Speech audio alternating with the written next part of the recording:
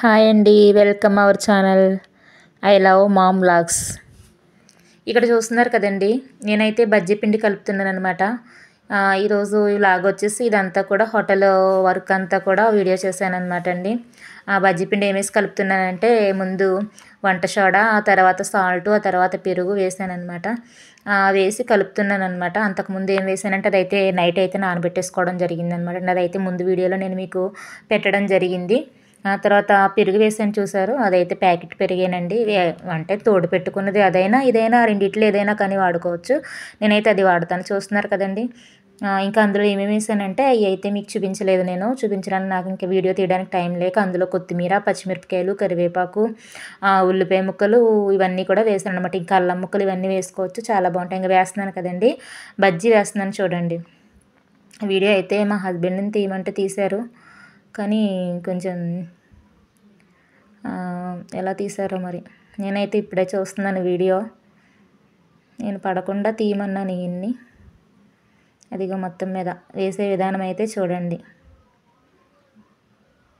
చూస్తున్నారు కదండి. నేను అవి పొట్లాలు కట్టడం, చట్నీలు కట్టడం ఇవన్నీ కూడా వీడియో తీసామన్నమాట.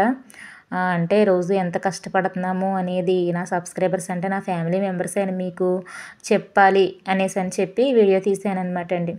అయితే చివరిలో డబ్బులు, ఇంత కష్టపడితే వచ్చిన డబ్బులు ఎంతో చూస్తే మీరే ఆశ్చర్యపోతారు.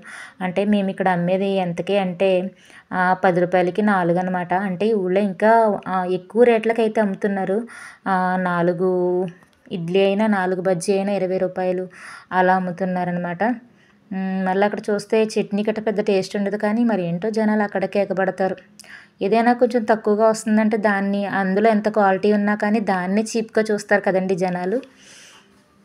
మీరు కూడా దీని గురించి కామెంట్ చేయండి. ఇక్కడైతే బజ్జీలు ఎగుతున్నాయండి, చూస్తున్నారు కదా, బజ్జీలు అయితే ఎగుతున్నాయి.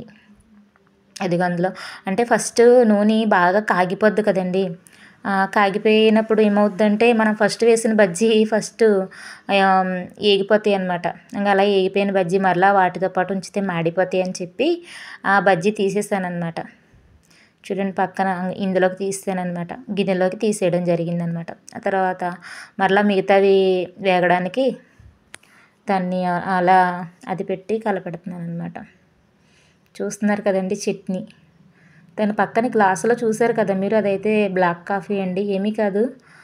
అంటే షుగర్ అవి కట్ట ఏమీ లేకుండా ఉత్తి వాటర్ మరిగించుకుని అందులో ఇన్స్టెంట్ కాఫీ పొడి వేసుకుని తాగేయడమే అనమాట, వెయిట్ లాస్కి సంబంధించి. అక్కడ పెట్టాను కానీ అది చల్లారిపోయింది నాకు తాగి. ఇవైతే ఇడ్లీ అండి, ఇడ్లీ అంగ పొట్లాలు కట్టడానికి అనేసి అని అలా పెట్టాను అనమాట. చూస్తున్నారు కదండి, నేనే పొట్లాలు కడుతున్నాను.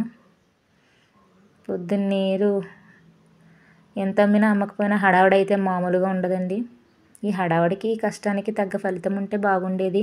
ఒక్కోసారి అయితే అమ్మే అమ్మకం కూడా రాదనమాట. ఎంతో డబ్బులుండి ఒక్కొక్కసారి మిగిలిపోతూ ఉంటుంది. ఆ మిగిలిపోయినోడు మరలా మధ్యాహ్నం భోజనం వండడం మానేసి మేమే తినాల్సినటువంటి పరిస్థితులు కూడా ఉంటాయి అన్నమాట అండి.